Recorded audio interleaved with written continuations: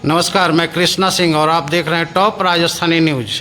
अभी मैं आपको बताते चलूं कि सदुल्लापुर सातन में मैं पहुंच चुका हूं। चूँकि अभी 7 बजने वाले हैं, 7:30 होने वाले हैं, लेकिन हमारे बीच जो शख्स खड़े हैं ये पंच सरपंच के प्रदेश अध्यक्ष हैं। तस्वीरों में आपको दिखा दूं कि पंच सरपंच के प्रदेश अध्यक्ष हैं और इन्होंने जो पंचायत लेवल पर जो योगदान इन्होंने दिए हैं, अभी तक लगातार तीसरी बार ये सरपंच पद पर विराजमान हैं।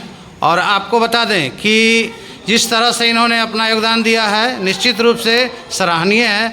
और आज जो है हमारी टीम इनसे बात करने के लिए आई है कि आपने जो अब तक जो योगदान दिया है, जो उपलब्धि आपने हासिल की है, तो क्या आप जनता के बीच जाकर नए सिरे से, चूँकि चुनाव नज़दीक है और इस चुनाव में लगातार लोग नए नए आविष्कार कहिए उसको, प्रलोभन देते हैं और चुनाव जीत के सत्ते में चले जाते हैं।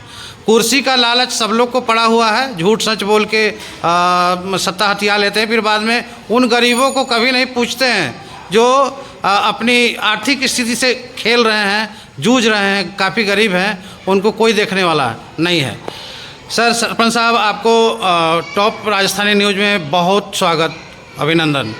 आपको भी कृष्णा जी, हम पंच सरपंच की ओर से आपको भी नमस्कार प्रणाम करते हैं और आपके टीम को भी नमस्कार प्रणाम करते हैं।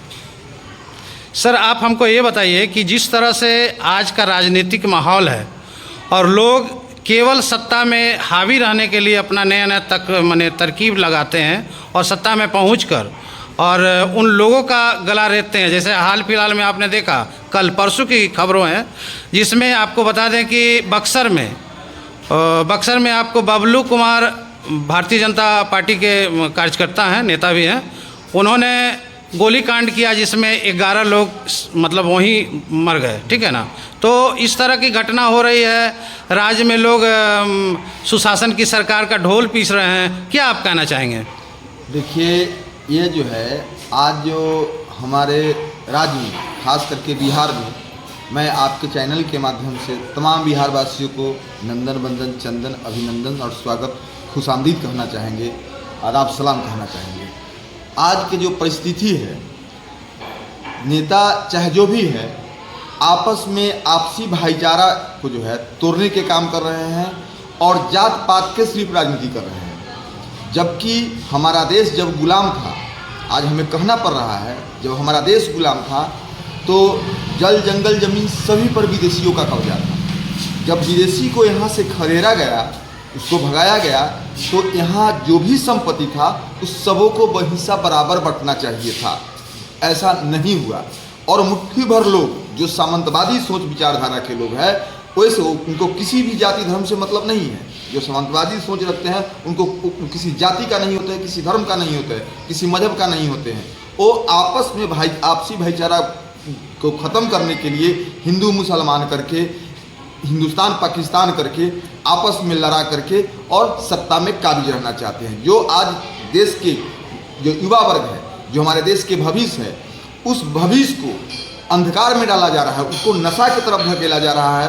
उनके हाथ में कलम किताब के जगह पर उनके हाथ में जो है अस्त्र धराया जा रहा है और अपना बच्चा के, जो राजनेताएं हैं, वो अपना बच्चा के विदेश पढ़ने के लिए भेज रहे हैं। एक घोर अन्याय है। आपने देखा होगा कि अभी बक्सर में जो घटना हुई, ये अगियाव विधानसभा में जो घटना हुई, जो 7 लोगों को पर दिन दहाड़े गोली चला दिया गया और गोली चला, उसमें 3 लोग उसी जगह डेथ कर गए और 4 लोग अभी भी जिंदगी और मौत से जूझ रहे हैं। तो ये जो परिस्थिति है, सुशासन के जो ढोल पीटा जा रहा है, सिर्फ लोग अपना कुर्सी बचाने के चक्कर में लगे हुए हैं और देश के आम आवाम का किसी को कोई चिंता नहीं है। इनके शासनकाल में सबसे ज़्यादा दलितों का शोषण हुआ है, महिलाओं का शोषण हुआ है और जुल्म और अत्याचार चरम पर है। दलित के नेता अभी बिहार से हैं, वो भी कह रहे हैं कि नहीं, अभी सुशासन की सरकार अच्छी काम कर रही है, क्या कहेंगे? ये लोग मतलब जो दलित के नेता कहते हैं, ये दलित के नेता नहीं है, ये जो है सब के सब दलाल है। ये अगर दलित के वास्तविक में नेता होता तो आज़ादी के 78 साल हो गया। 78 साल में इनका जो है धन जो है कितना 1000 गुना बढ़ा होगा। लेकिन जो गरीब की लड़ाई लड़ने वाले आज भी ये लोग कहते हैं कि हम गरीब की लड़ाई लड़ते हैं, हम गरीब के आगे बढ़ाने की लड़ाई लड़ते हैं, तो गरीब आज भी गरीबे है और आप वो लड़ाई को आज शुरू से लड़ते आ रहे हैं। क्यों नहीं, आपकी धन दुगनी चौगनी 1000 गुना हो गया, लेकिन वो गरीब आज भी जहाँ था आज भी वही है। आज भी पुल के नीचे रहने के लिए विवश है, रोड के किनारे बसने के लिए विवश है, और सामंतवादी सोच रखने वाले लोग के लात जूता खाने के लिए विवश है, गोली खाने के लिए विवश है, अपना आवाज़ नहीं निकाल सकता है। तो क्या कैसी राज है ये? इस राज को क्या कहा जाएगा? ये तो महाजंगल राज है। विधानसभा चुनाव आपके सर पे है, सब लोग जान रहे हैं, तो आप नए सिरे से क्या सजेशन देंगे आम जनता को? मैं अपना तरफ से आम जनता से कहना चाहूँगा और ख़ास करके बिहार के पंचायत प्रतिनिधियों से कहना चाहूँगा कि हम लोग जो है जात पात में नहीं बट करके जो समाजवादी लोग हैं, जो समाजवादी सोच विचारधारा के लोग हैं, उनके साथ रहे, चाहे किसी भी पार्टी किसी भी दल के रहे, उससे हमें कोई लेना देना नहीं है। जो अच्छे विचारधारा के लोग हैं उनको हम लोग साथ दें और ऐसे सोच रखने वाले को इनको खदेड़ के बेलगाना है। बहुत बहुत धन्यवाद आपको बात करने के लिए। सरपंच साहब, आप तो किसान के नेता हैं और पिछले कई वर्षों से किसान के मुद्दों को लेकर आप हमेशा प्रयत्नशील रहते हैं, तो हम जानना चाहते हैं, उन लोगों को बताएं, प्रदेशवासियों को बताएं कि आज का जो सर्वे चल रहा है बिहार सरकार का, क्या सर्वे का मूल उद्देश्य ज़मीन का सर्वे जो 50 वर्ष पहले हुआ था उस तरह का हो रहा है या फिर कुछ और हो रहा है? बताएं। नहीं, सर्वे करने का सरकार का जो मुख्य उद्देश्य है, सर्वे करके सरकार जो है चिन्हित करना चाहती है कि कितना ज़मीन जो है बेनामी है, कितना बेनामी ज़मीन है, और जो भी बेनामी ज़मीन है इस सभी ज़मीन को एक भू लैंड बना करके, और जो जैसे गरमजरुआ हो, आम गरमजरुआ हो या सरकारी ज़मीन हो, बेनामी ज़मीन हो, इस सभी ज़मीन को जो है भू लैंड बना करके और अदानी और अंबानी को सौंपने का एक सोची समझी षड्यंत्र बनाया है इन्होंने। आपने देखा होगा कि दिल्ली हरियाणा बॉर्डर को 13 महीना तक मतलब सील कर दिया गया था और उस दौरान 738 किसान की शहादत हुई। इनको 3 काला कानून को फिर से वापस लेना पड़ा, और किसान के लिए जो देश के अन्नदाता है हमारे किसान, उनके लिए जो है रोड पे जो है कील गाड़ा गया था और थार जीप चढ़ा दिया गया था। क्या क्या नहीं घटना किया गया है। यह सरकार जो है बिल्कुल जो है अदानी और अंबानी के लिए ही सिर्फ काम कर रही है।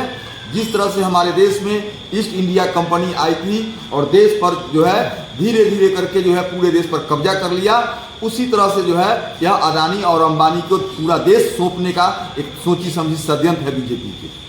भारत सरकार कहती है कि किसानों का आय हम दुगना कर देंगे, आप क्या कहेंगे? बिल्कुल नहीं, यह जो है किसान के सिर्फ प्रलोभन दिया जा रहा है, किसान के साथ धोखा किया जा रहा है। किसान के इनका जो है षड्यंत्र है कि हम जमीन के सर्वे करा करके और सारे जमीन, जैसे आपने देखा होगा अयोध्या में जो जमीन रामदेव बाबा के सौंप दिया गया, इसी तरह जो है वो भी सेना के जमीन था और उस जमीन को इन्होंने सौंप दिया।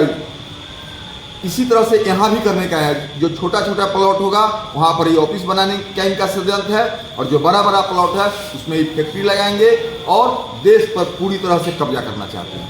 यही इनका षड्यंत्र। तमाम तरह के खबरों को लोगों को रूबरू करने के लिए आपका बहुत बहुत धन्यवाद। टॉप राजस्थान न्यूज़ से बात करने के लिए बहुत बहुत